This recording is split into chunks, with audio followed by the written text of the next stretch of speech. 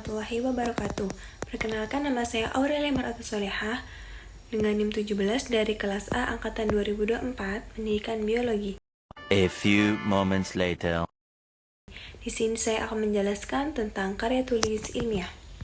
Pengertian karya tulis ilmiah adalah karya tulis yang berisi fakta dan pembahasan yang ditulis oleh penulis atau peneliti secara ilmiah, yang bertujuan untuk mencari jawaban dari suatu permasalahan. Tulisan ini juga ditulis menggunakan bahasa formal, fakta, dan argumentasi penalaran keilmuan, serta metode ilmiah. Tidak hanya itu, karya tulis ilmiah juga menyajikan informasi berdasarkan penelitian dan pengamatan untuk mendokumentasikan hasil dari suatu kegiatan yang berkaitan dengan pembuktian atau penyelesaian suatu masalah. Jenis-jenis karya tulis ilmiah merupakan suatu kegiatan yang dilakukan secara terus-menerus antara dua pihak yang dilakukan dengan saling berkirim surat. Korespondensi dalam suatu kantor, instansi, atau organisasi dibagi menjadi dua, yaitu yang pertama korespondensi ekstern, yaitu hubungan surat menyurat yang dilakukan oleh kantor atau bagian-bagiannya dengan pihak luar. Yang kedua ada korespondensi intern, yaitu hubungan surat menyurat yang dilakukan oleh orang-orang dalam suatu kantor, termasuk hubungan antara kantor pusat dengan kantor cabang. Lalu yang kedua itu ada makalah. Makalah berisikan hasil pembahasan buku atau dapat juga berupa hasil penelitian. Secara umum, makalah merupakan suatu karya tulis yang bersifat ilmiah dan membahas suatu masalah tertentu.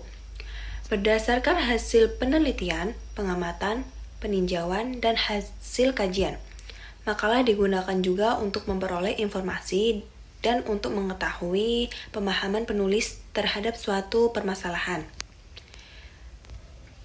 Yang selanjutnya, karya tulis ini tidak hanya sekedar digunakan untuk merangkum informasi tertentu, tetapi juga sebagai sarana untuk menunjukkan kemampuan penulisnya dalam memahami suatu masalah sistematika. Makalah umumnya terdiri atas pendahuluan, pembahasan, dan kesimpulan. Yang ketiga ada artikel. Artikel dalam perspektif ilmiah diartikan sebagai suatu karya tulis yang berisikan pandangan atau pemikiran penulis dengan menggunakan pendekatan ilmiah. Sedangkan artikel dari perspektif jurnalistik berarti suatu karya tulis yang dapat diisi dengan pendapat subjektif penulisnya tentang suatu masalah atau peristiwa. Artikel dapat ditulis secara khusus atau dapat pula ditulis berdasarkan tulisan ilmiah lainnya seperti skripsi, tesis, disertasi, atau penelitian lainnya dalam bentuk yang lebih praktis. Yang keempat ada laporan.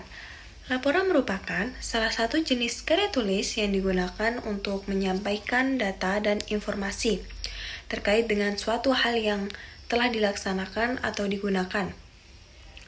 Laporan juga dapat berupa laporan praktikum, laporan kegiatan, laporan penggunaan dana, dan lain sebagainya. Laporan juga terdiri atas struktur pembuka, isi, dan penutup.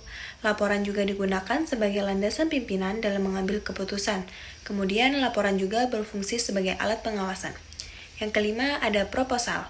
Proposal merupakan karya tulis yang berkaitan dengan rancangan kegiatan kerja yang disusun secara sistematis dan mengikuti kaidah-kaidah tertentu. Proposal berguna sebagai media informasi kepada pembaca.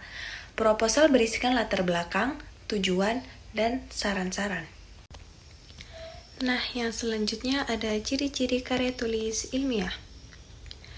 Yang pertama yaitu objektif, yang kedua logis, yang ketiga netral, yang keempat lugas, yang kelima sistematis, yang keenam bahasa formal, yang ketujuh karya informasi, yang kedelapan tidak emotif, yang kesembilan efektif dan efisien.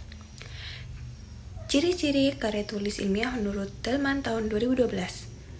Yang pertama struktur, B komponen dan substansi, C sikap penulis, D penggunaan bahasa. Selanjutnya ada karakteristik karya tulis ilmiah. Yang pertama, struktur penyajian karya ilmiah. Kedua, sikap penulis dalam ilmiah. Ketiga, komponen dan substansi karya ilmiah. Yang keempat, penggunaan bahasa.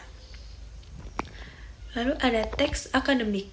Yang pertama, sederhana dalam hal struktur kalimat. Yang kedua, padat informasi. Yang ketiga, padat kata-kata leksikal. Yang keempat, banyak memanfaatkan nominalisasi. Yang kelima, banyak memanfaatkan metafora gramatika.